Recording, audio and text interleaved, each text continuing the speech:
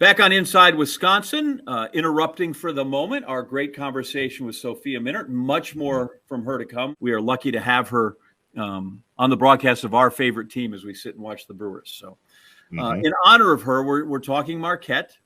Did you notice? Yeah, I went, whoops, this side, full on Marquette.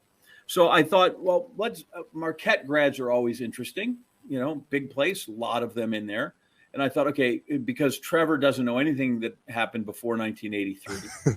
So I thought, I'm going to give you a top 5 Marquette sports-related graduates. Okay. These are Marquette students, Marquette alum, that people may or may not know, might be surprised. The only category you can't be in is a basketball player. And I don't know if some of these will blow you away or some of them won't. So here we go.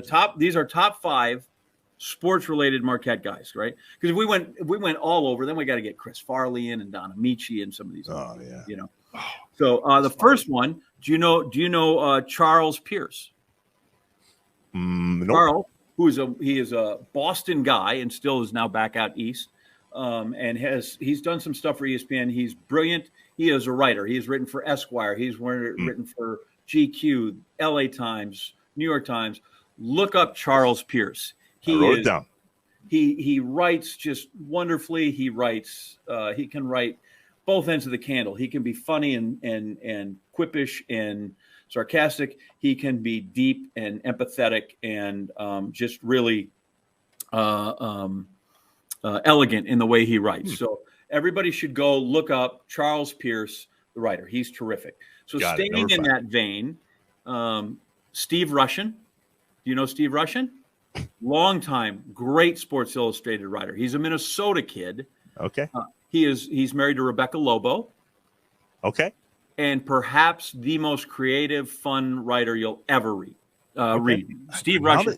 In fact, that'll be on my list. Remind me. We'll call Rebecca Lobo. We'll get Steve Rushin on. You will spend an hour just laughing. That's awesome. Now that you say that, I definitely recognize the name and what you just pieced together. All right, I'm doing good. We'll look him up. Then we're going to go 3. George Allen, the Hall of Fame coach of the Redskins. Yes? No. Oh my gosh! I might recognize his face. When did he coach the Redskins? In the 70s, the Over the Hill Gang, that beat the Packers in the 72 playoffs, the guy that lost to the Miami Dolphins in the Super Bowl when they were perfect, George Allen, Hall of Famer. Okay, so here's people that know sports will know George Allen. Okay. Ouch. Yeah, that's what I'm going to say. Number 2 was kind of tough. I want to put him number 1. That's just because I saw his nephew and met him when I was in Oregon, which is where I was the last week. I've been in Oregon for the NCAA Track and Field Championships. Congratulations. Olin Hacker won the 5K, Wisconsin Badger, senior. Great run by him. His dad, also a fabulous run.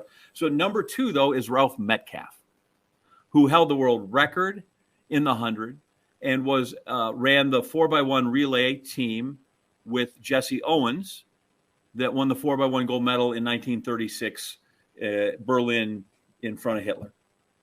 You should know Ralph Metcalfe. He and Jesse Owens are like this, or like that. Yeah, really, he's someone people need to know. That's another of these guys. Historically, everybody should know about. Went on to be a longtime congressman from Chicago and one of the great athletes in Marquette history. And number 1, we're finally going to get to somebody that Trevor knows. Doubtful. Bob Harlan. Yes. Okay, good. Thank you. Appreciate Bob that. Harlan. That's somebody we want the on man the who show. literally brought the Packers back. Bob Harlan. And that one. And as much as people are down on the Dan Devine era, right? The Hadel trade, all this was terrible. Perhaps the longest, most impactful thing that Dan Devine did, he hired a fellow that at the time I think was working for the St. Louis Cardinals office named Bob Harlan. Bob Harlan. And that one, the franchise forever changed. Forever. Bob Harlan Plaza for a reason at Lambeau Field.